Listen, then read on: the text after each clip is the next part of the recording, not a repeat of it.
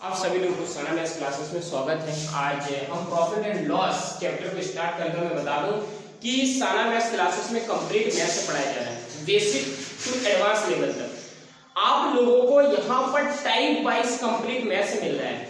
आप लोगों को अगर चैनल अच्छा लगे, आप लोगों को अगर मेथड अच्छा लगे, अगर आप लोगों को समझ में आए तो आप लोगों को सिर्फ एक काम करना है कि इस चैनल को ज्यादा ज्यादा सपोर्ट करना है।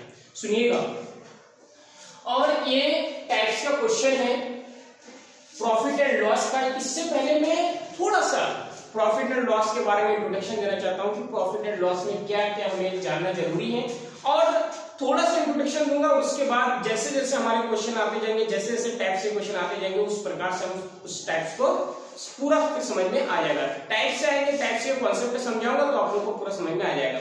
हमें अभी दो चार बातों का ध्यान रखना है। उधर देखिए क्या ध्यान रखना है। प्रॉफिट एंड लॉस में एक आता है हमारा लाभ वर्ड आता है। क्या आता है? लाभ, यानी कि प्रॉफिट।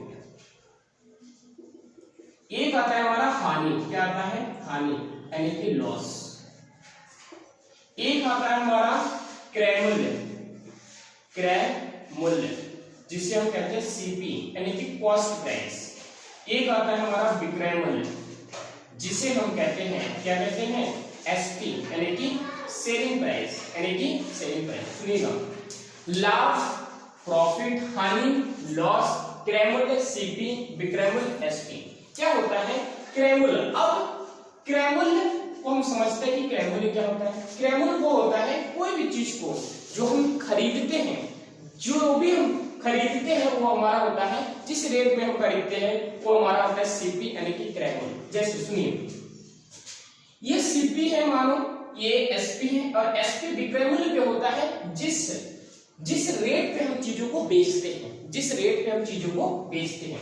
तो सीपी आप मान लीजिए कि आपने कोई सामान 100 रुपए में खरीदा और आप उसको बेच रहे हो 130 रुपए में, कोई दिक्कत नहीं है। सुनिए, तो आपने यहां से क्या समझा कि 100 रुपए में आपने खरीदा और 130 में आप बेच रहे हो, तो क्या होगा? आपका लाभ होगा। क्यों? क्योंकि 100 रुपए में आपने खरीदा, 130 में बेचा, तो आपको लाभ कितना हुआ? तो बोलोगे आपको लाभ हुआ है, जो प्रॉफिट हुआ है। क्या हुआ है?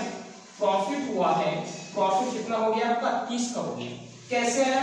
एसपी में से किसको? सीपी को घटा दिया तो कितना आ गया हमारा? 30 आ गया। तो यहां से आप क्या समझे? यहां से हमें यह समझना है कि प्रॉफिट होने के लिए, क्या होने के लिए? प्रॉफिट होने के लिए प्रॉफिट बराबर क्या होता है? प्रॉफिट बराबर होता है कि सीपी बड़ी रहती है। सीपी क्या है? सीपी जो भी, देखिए यहाँ पर सॉरी, सीपी छोटी है। किससे छोटी है? एसपी से। सीपी जो है छोटा रहता है, किससे? एसपी से। देखिए यहाँ पे 130 क्या है? एसपी है। ये बड़ी संख्या है, किससे? सीपी से, 100 से। तो हमें लाभ होने के लिए, क्या होने के लिए? लाभ होने के लिए हर समय सीपी बड़ा होना चाहिए और सीपी छोटा होना चाहिए, किससे? एसपी से। सीपी छोटा होना चाहिए, किससे? एसपी से। सुनिएगा, यही चीजें हानि कब होती है? हानि तब होती है, ये कॉन्सेप्ट तो हमारे सामने ये आ गया कि सीपी लेस देन है, किससे? सीपी लेस देन है, किससे? एसपी से। तो हमारा हो जाता है प्रॉफिट। क्या हो जाता है? प्रॉफिट हो जाता है। सुनिए, दूसरा कॉन्सेप्ट हमारा ये है, इसका उल्टा, कि एसपी लेस देन किससे? सीपी से। तो हमारा क्या हो जाता है? लॉस। क्या हो जाता है? लॉस। ये कहानी है कि अगर मान लो इसका उल्टा, हमने कोई सामान, इसी का उल्टा लेते कि हमने कोई सामान 130 में खरीदा है और उसको हम बेच रहे हैं 100 में, तो क्या लॉस ही तो होगा? क्योंकि 130 रुपए हमने लगाया और 100 रुपए वहां से आ रहा है, तो 30 का क्या हो रहा है? 30 रुपए माइनस का 30 आ रहा है, यानी कि 30 का लॉस हो रहा है। क्या हो रहा है? 30 का लॉस हो रहा है। तो यही कहानी देखिए, यहाँ पे सीपी क्या है? सीपी बड़ी है, किससे? एसपी से। तो सीपी अगर बड़ी है एसपी से तो क्या होता है? लॉस होता है। मैंने वही तो लिखा है, मैंने वही तो लिखा है। क्या? एसपी कम है। एसपी क्या है? एसपी कम है, किससे? सीपी से। तो क्या हो जाएगा? लॉस हो जाएगा। क्या हो जाएगा? लॉस हो जाएगा। सुनिए, और एक चीज और बता दूं मैं आपको कि प्रतिशत लाभ और प्रतिशत हानि क्या होती है। एक होता है प्रतिशत लाभ और प्रतिशत हानि। सुनिएगा, लाभ प्रतिशत हमारे इसमें आता है क्या? लाभ प्रतिशत। लाभ प्रतिशत। सुनिएगा, लाभ प्रतिशत के लिए क्या करते हैं? जितने का आपका लाभ हुआ तो लाभ लिखोगे आप, क्या लिखोगे? लाभ लिखोगे, और अपॉन में लिखोगे क्या? अपॉन में क्या लिखोगे? क्रय मूल्य, यानी कि सीपी। क्रय मूल्य यानी कि सीपी, और प्रतिशत के लिए 100 से उसको क्या करिए मल्टीप्लाई कर दीजिए। ये हमारा हो गया लाभ प्रतिशत। हानि प्रतिशत के लिए क्या करिए आप, हानि प्रतिशत के लिए क्या करिए आप जितने का आपको हानि हो वो हानि लिखिए और अपार में क्या लिखिए सीपी ही लिखना है। अपार में क्या लिखना है आपको सीपी लिखना है और प्रतिशत के लिए आप क्या करिए 100 से मल्टीप्लाई करिए। ये फॉर्मूला है, ये आपको इस बात को इतनी सी बातों को ध्यान रखना है। मैं आगे बताऊंगा इसका ट्रिक्स ही बताऊंगा, जैसे जैसे टाइप्स आएंगे मैं सारी चीजों को आपसे शेयर करूंगा। इधर देखिए, इसके अलावा ये फॉर्मूला भी आपको याद नहीं रखना होगा, इस और कई सारे तरीके हैं उससे भी क्वेश्चन निकलते हैं और क्वेश्चन बनते हैं। इधर देखिए, अब मैंने इसके पहले टाइप से क्वेश्चन लिया, इसको देख लीजिए क्या है। तो पहले का आंसर देखिए क्या बोल रहे हैं, बोले कि 110 रुपए में 10% के लाभ पर बेची गई किसी वस्तु का क्रय मूल्य ज्ञात कीजिए।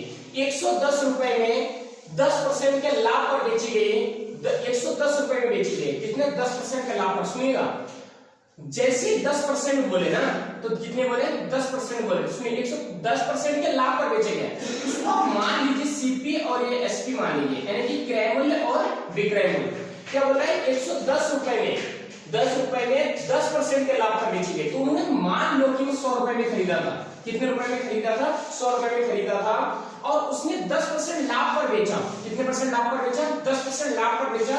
तो 100 का सामान जब 10% लाभ पर बेचेगा तो 110 में बेचेगा, कितने में बेचेगा 110 में बेचेगा, कितने बेचेगा 110 यूनिट में बेचेगा। ये यहाँ पे हमारा है यूनिट, यहाँ पे क्या है यूनिट, और वो बोल रहा है कि 110 रुपए में बेचा। वो क्या बोल रहा है 110 रुपए में बेचा, तो बोल रहा है कि उस वस्तु का क्रय मूल्य ज्ञात करने की सीपी ज्ञात करो।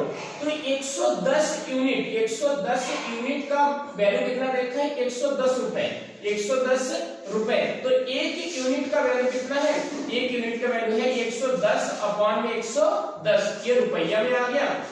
110 से 110 एक, यानी कि एक यूनिट का जो रुपए है 1 रुपए है, और हमें क्या निकालना है, हमें तो क्रय मूल्य निकालना है। क्रय मूल्य कितना दे रखा है 100 यूनिट, क्रय मूल्य कितना है 100 यूनिट। तो एक यूनिट को 100 कैसे बनाओगे, तो 100 से इसको मल्टीप्लाई करना पड़ेगा, तो इसको भी हमें क्या करना पड़ेगा 100 से मल्टीप्लाई करना पड़ेगा।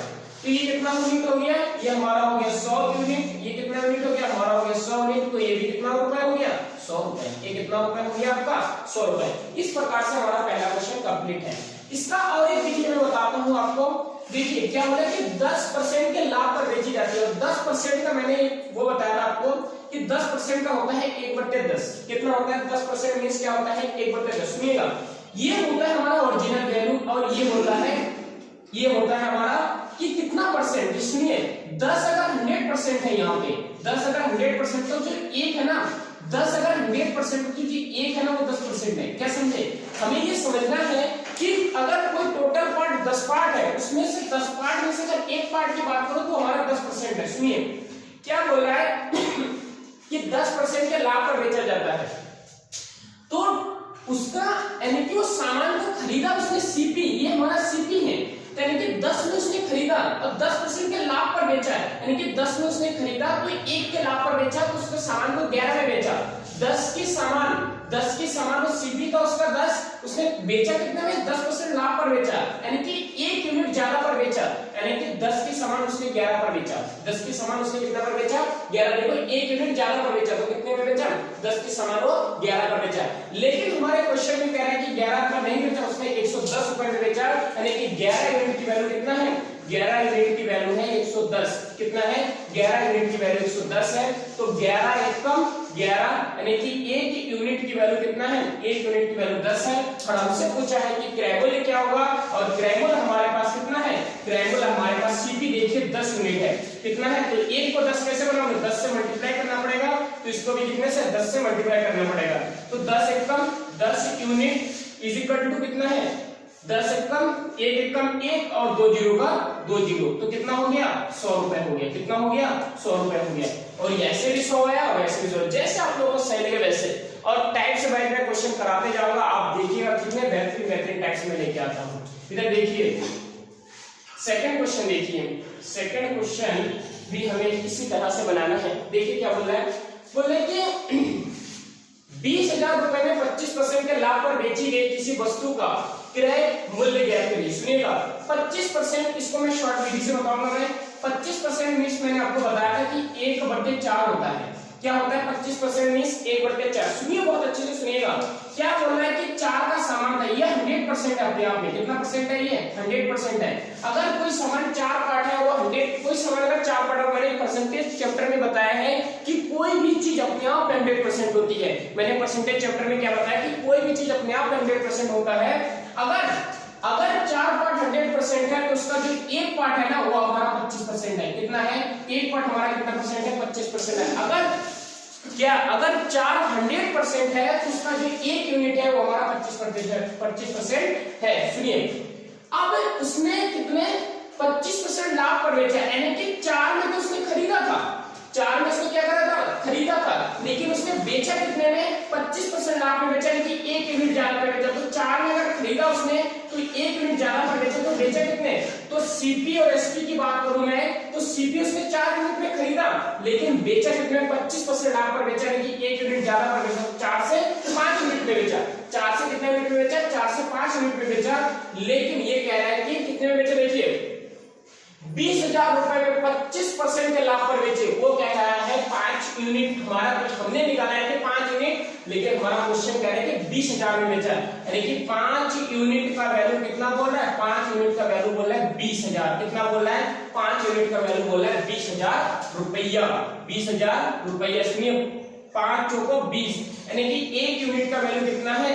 एक यूनिट का वैल्यू आपका है 4,000। सुनिएगा बहुत अच्छे से, एक यूनिट का वैल्यू कितना है? 4,000 है।